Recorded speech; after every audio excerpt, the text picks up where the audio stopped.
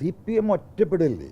നിങ്ങൾ നോക്കിയത് ഇങ്ങനെ ഒറ്റപ്പെട്ട് അവസാനം പോയിട്ട് എന്താ പറയുക, പിണറായിയും മരുമകനും മാത്രമാകുന്ന ഒരു സ്കെൽട്ടൻ ഐലൻഡായിട്ടത് മാറും. അവിടത്തേക്കാണ് കാര്യങ്ങൾ പോകുന്നത്. അതിനധികം സമയമൊന്നുമില്ല.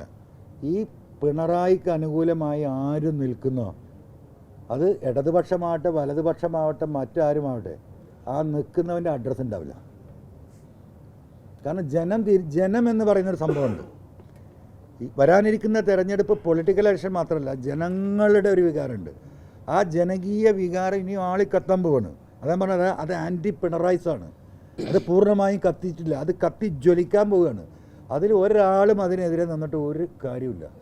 ഇല്ല, ഞാൻ ആദ്യം പറഞ്ഞ സ്റ്റാൻഡിൽ തന്നെ, ഇതിന് മുമ്പ് പറഞ്ഞ സ്റ്റാൻഡിൽ തന്നെ, എന്നെ സംബന്ധിച്ചിട്ട് ഞാൻ ലാഭത്തിന് വേണ്ടിയിട്ട് ഇറങ്ങി വന്നതല്ല. നിങ്ങൾക്കൊക്കെ അറിയാം, നമ്മൾ ഒരുപാട് നഷ്ടങ്ങൾ സഹിച്ച് ഒരുപാട് ത്യാഗങ്ങൾ സഹിച്ച് തന്നെ എപ്പോഴും നിൽക്കുന്നത്. നിരവധിയായ കേസുകൾ, സ്റ്റേറ്റ് പോലീസിനെ കൊണ്ട് കഴിയാത്തത് കൊണ്ട് ED വെച്ചുകൊണ്ടുള്ള എന്താ പറയുക ഹറാസ്മെൻറ്റ്സ്, ഇതൊക്കെ ഒരു ഭാഗത്ത് തുടർന്നുകൊണ്ടിരിക്കുകയാണ്. ഇതിനൊക്കെ ഫൈറ്റ് ചെയ്തിട്ടാണ് നമ്മൾ വീണ്ടും ഫൈറ്റ് ചെയ്യുന്നത്. അപ്പോൾ ഞാൻ എന്തെങ്കിലും ഒരു ലാഭം കിട്ടണമെങ്കിൽ എനിക്ക് അവിടെ തന്നെ നിന്നാൽ മതി. അതുകൊണ്ട് ദയവായിട്ട് നമ്മൾ ഈ പറഞ്ഞത് തന്നെയാണ് ഇതിൻ്റെ വസ്തുത. ഈ പോരാട്ടത്തിൽ എന്ത് നമുക്ക് സംഭാവന ചെയ്യാൻ പറ്റും ഈ ഗവൺമെൻറ്റിനെ താഴെ ഇറക്കാൻ, അതിൽ നമ്മൾ എന്ത് റോള് സ്വീകരിക്കണം എന്ന് UDF പറഞ്ഞാൽ എന്താണോ പറയുന്നത് അത് അംഗീകരിച്ച് ഞങ്ങൾ മുന്നോട്ട് പോകും. ഒരു ഡിമാൻഡില്ല. ഒരു സീറ്റ് പോലും ആവശ്യപ്പെട്ടിട്ടില്ല. അങ്ങനത്തെ ഒരു എന്താ പറയുക ഒഫീഷ്യൽ ചർച്ചയിലേക്കും നമ്മൾ കടന്നിട്ടില്ല.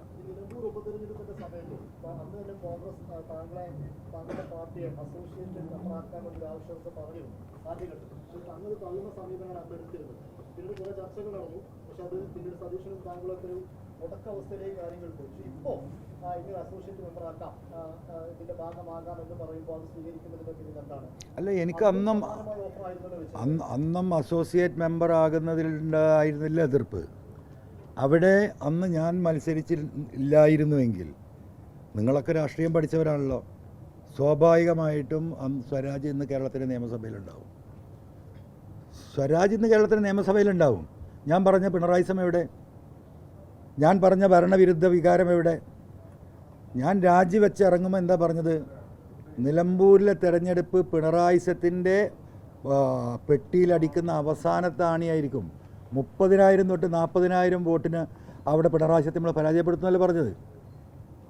അത് തന്നെ സംഭവിച്ചില്ലേ? 19,800, 20,000 വോട്ട്, എനിക്ക് 13,000 വോട്ട് UDFൻ്റെ സ്ഥാനാർത്ഥി, 33,000 വോട്ടാണ് അവിടെ വന്നത് പിണറായിക്കെതിരെ. അത് അന്ന് ഞാൻ മത്സരിക്കാതിരുന്നെങ്കിൽ ഒരു പക്ഷേ എൻ്റെ വ്യക്തിപരമായ വിശ്വാസത്തിൽ അവിടെ LDFൻ്റെ സ്ഥാനാർത്ഥി വിജയിക്കും. അതായിരുന്നു അവിടുത്തെ രാഷ്ട്രീയ സാഹചര്യം. അതിനെ മറികടക്കാൻ അത് അന്ന് അങ്ങനെ ഒരു റിസ്ക് എടുത്തൊരു തീരുമാനമെടുക്കുക, അല്ലെങ്കിൽ ഞങ്ങൾ പറയുന്ന രാഷ്ട്രീയം അവസാനിച്ചില്ലേ? ബോധ്യപ്പെട്ടല്ലോ പല ലീഡർഷിപ്പിനും നമ്മൾ അന്ന് പറഞ്ഞ കാര്യങ്ങൾ ശരിയായിരുന്നു എന്നുള്ളത്. അത്രയേ ഉള്ളൂ അതിൽ.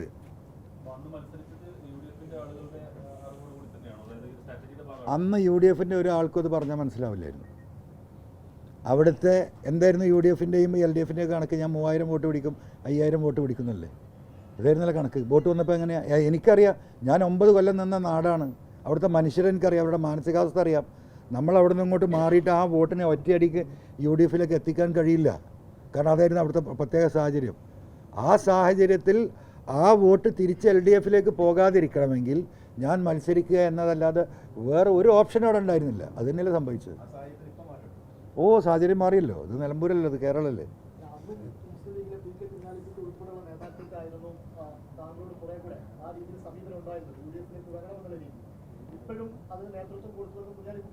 എല്ലാവരും ഉണ്ട്. UDFൻ്റെ എല്ലാ ലീഡർഷിപ്പും, കോൺഗ്രസ് ലീഡേഴ്സും ലീഗ് ലീഡർഷിപ്പിൽ എന്നൊക്കെ എല്ലാവരും ഒരേ അഭിപ്രായത്തിലാണ്.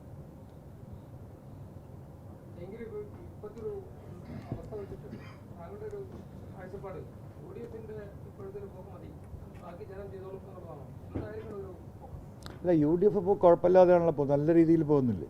ഇപ്പോൾ ഈ തെരഞ്ഞെടുപ്പിൽ തന്നെ നല്ല സംവിധാനങ്ങൾ അവർക്ക് ഉണ്ടാക്കാൻ കഴിഞ്ഞു. ഇപ്പോൾ ജാഥയോട് കൂടിയിട്ട് ഇത് ഒന്നുകൂടി എനർജൈസ് ചെയ്യും. LDF ഓരോ ഭാഗത്തുനിന്ന് വീക്കായിക്കൊണ്ടിരിക്കുന്നു. ഇപ്പോൾ വിസ്മയങ്ങൾ നമ്മൾ കണ്ടുകൊണ്ടിരിക്കുന്നു. ചില പാർട്ടികൾ UDFലേക്ക് തിരിച്ചു വരാനുള്ള ചർച്ചകൾ വളരെ ഗൗരവമായി നടന്നുകൊണ്ട് CPM ഒറ്റപ്പെടില്ലേ?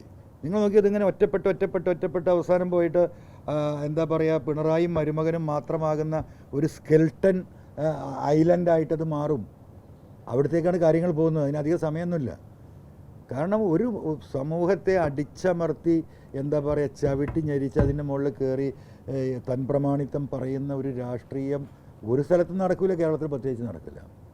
ഏകാധിപത്യ പ്രവണത, സ്വേച്ഛാധിപത്യ മനോഭാവം, ഞങ്ങൾ എന്തും ചെയ്യുമെന്നുള്ള ധിക്കാരപൂർവ്വം, ഇതൊരു കുടുംബമാണ് നടത്തുന്നത്, ഒരു പാർട്ടിയാണെങ്കിൽ നമുക്ക് മനസ്സിലാക്കാം. അതിനെതിരെയുള്ള തിരിച്ചടി 100 അല്ല 200% തെരഞ്ഞെടുപ്പിലുണ്ടാവും. ഒരു സാധ്യതയില്ല. അതൊക്കെ കഴിഞ്ഞൊക്കെ ഗ്യാസ് ഔട്ടായിട്ട് സമയം കുറേ ആയി.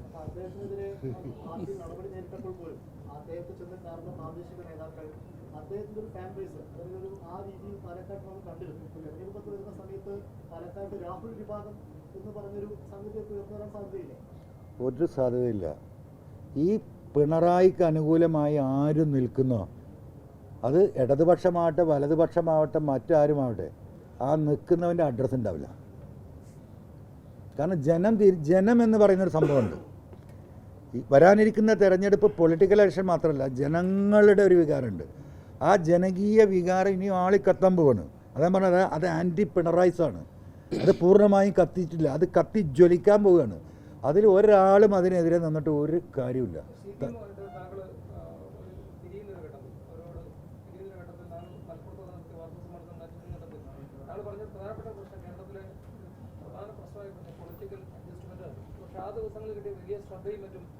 താങ്കൾ മുന്നോട്ട് വെച്ച കാഴ്ചപ്പാട് ബന്ധപ്പെട്ടത് ഒരു മുന്നണിയുടെ ഭാഗമാകുമ്പോൾ ആ പൊളിറ്റിക്കൽ അഡ്ജസ്റ്റ്മെന്റ് മാറിക്കൊണ്ട് ഇപ്പോഴത്തെ ഭരണവിരുദ്ധ വികാരത്തിൽ നിന്നൊക്കെ തിരിച്ചറിവ് UDF മുന്നോട്ട് പോകും. UDF വലിയ മാറ്റം വരുമെന്നാണ് പ്രതീക്ഷിക്കുന്നത്. കാരണം അതിൻ്റെ ഒരു മുൻകാലം അങ്ങനെയൊന്നും അല്ല. തീർച്ചയായിട്ടും UDF ലീഡർഷിപ്പിൽ ഇപ്പം അവരുടെ കാഴ്ചപ്പാടുകളും അവരുടെ സംസാരവും ബഹുമാനപ്പെട്ട പ്രതിപക്ഷ നേതാവ് ഇപ്പം മിനിയാന്ന് ഖത്തറിൽ പോയി നടത്തിയ പ്രസംഗം നമ്മൾ കേട്ടതാണ്. അത് വലിയ കാഴ്ചപ്പാടോട് കൂടിയിട്ടാണ് അദ്ദേഹം അവിടെ എന്താ പറയുക പ്രവാസികളുമായിട്ട് എങ്ങനെയാണ് അവരായിട്ടുമായി ഇൻറ്ററാക്ട് ചെയ്തത്. കോൺഗ്രസിൻ്റെ വയനാട് ക്യാമ്പ് പ്രതീക്ഷാജനകമാണ്. പഴയ കോൺഗ്രസ്സേ അല്ലല്ലോ ഇപ്പോൾ നമുക്ക്. പഴയ കോൺഗ്രസ് എന്താ? ഞാനൊക്കെ കോൺഗ്രസ്സിൽ എത്രയോ കാലം എന്താ പറയുക, ഈ 2016 മത്സരിക്കുന്നത് വരെ വേണമെങ്കിൽ നമ്മളൊക്കെ കോൺഗ്രസും സെമി കോൺഗ്രസുമാണ്. ആ ഒരു സിസ്റ്റമേ മാറി. പ്രവർത്തകരുടെ മനസ്സിനൊപ്പം കോൺഗ്രസിൻ്റെ ലീഡർഷിപ്പ് നിൽക്കുന്നൊരവസ്ഥയിലേക്ക് കേരളത്തിൽ വലിയ മാറ്റം ഉണ്ടായി. പണ്ട് ലീഡർഷിപ്പിനോടൊപ്പം പ്രവർത്തകരെ കൊണ്ടുപോകുന്ന ഒരു ക്യാമ്പയിൻ സിസ്റ്റമായിരുന്നു കോൺഗ്രസിനുണ്ടായിരുന്നത്. അവിടെയായിരുന്നു കോൺഗ്രസ് എന്താ പറയുക ലീഡർഷിപ്പിലെ മാറ്റങ്ങളിൽ കോൺഗ്രസിന് വലിയ പരാജയങ്ങളുണ്ടായിരുന്നത്. ഇന്ന് അങ്ങനെയല്ല. കേരളത്തിലെ ജനം, കേരളത്തിലെ കോൺഗ്രസ്, അവരുടെ മനസ്സ് അത് മനസ്സിലാക്കിയിട്ട് ലീഡർഷിപ്പ് മൂവ് ചെയ്യാണ്. പ്രവർത്തകരോടൊപ്പം ലീഡർഷിപ്പ് മൂവ് ചെയ്യാണ്. അത് എവിടെയും ബ്രേക്ക് ചെയ്യാൻ പറ്റില്ല. അത് വലിയ വലിയ ഇമ്പാക്റ്റ് അനുകൂലമായിട്ട് അത് ഉണ്ടാക്കും. അതിനെപ്പറ്റി തീരുമാനിച്ചിട്ടില്ല, ആലോചിച്ചിട്ടില്ല. അല്ല, ഒരു കുറവില്ല. നമ്മളതിനങ്ങനെ എന്താ പറഞ്ഞാൽ ഈ ആദ്യം ഞാനത് വളരെ വ്യക്തമായി പറഞ്ഞല്ലോ. അപ്പോൾ അതിന് നമ്മൾ ബാധിക്കുന്നില്ല, അല്ലെങ്കിൽ വിഷമിക്കണ്ട. അല്ല, അങ്ങനെയാണെങ്കിൽ ഇപ്പോൾ ഈ സ്വാഭാവികം ഇന്നത്തെ പ്രധാനപ്പെട്ട ഒരു യോഗമാണ് ചെയ്യുന്നത്. സ്വാഭാവിക അത്തരത്തിലുള്ള തീരുമാനം ഉണ്ടാവും. ഒരു സീറ്റാണ് ലഭിക്കുന്നതെങ്കിൽ ആരും മത്സരിക്കും. അല്ല, അത് ഇപ്പോൾ ഞങ്ങൾ ആ തീരുമാനം, ഞങ്ങൾ മീറ്റിംഗ് നടന്നുകൊണ്ടിരിക്കുക. നിങ്ങൾ വന്നുകൊണ്ട് ഇറങ്ങിയതാണ്. അതിന് 1 മണിക്കൂർ 2 മണിക്കൂർ ഡിസ്കഷൻ കഴിഞ്ഞ് അതിലേക്ക് എത്തും. ഈ വാക്കുകളൊക്കെ ഏറ്റവും മുഴച്ചു നിൽക്കുന്ന ഒരു ഭാഗം ഈ മരുമോനസത്തിനെതിരായിട്ടുള്ള വാക്കാണ്. സ്വാഭാവികമായിട്ടും പ്രതീക്ഷിക്കില്ലേ ബേപ്പൂരിലെ? അല്ല, ഞാൻ പറഞ്ഞില്ലേ, ബേപ്പൂർ കേരളത്തിലല്ലേ? ആണല്ലോ. ബേപ്പൂരിൽ കൊമ്പൊന്നുമില്ലല്ലോ.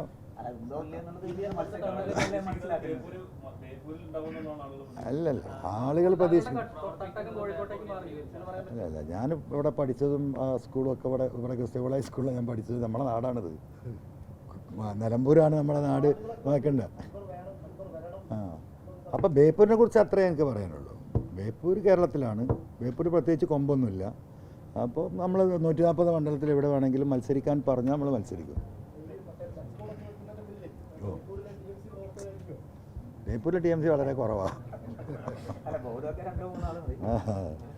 അതൊന്നല്ല. എങ്ങനെ? അല്ല, അതൊക്കെ ഇപ്പോൾ എല്ലാവർക്കും മനസ്സിലാവുന്നുണ്ടല്ലോ. അതൊക്കെ നമുക്ക് നോക്കാം.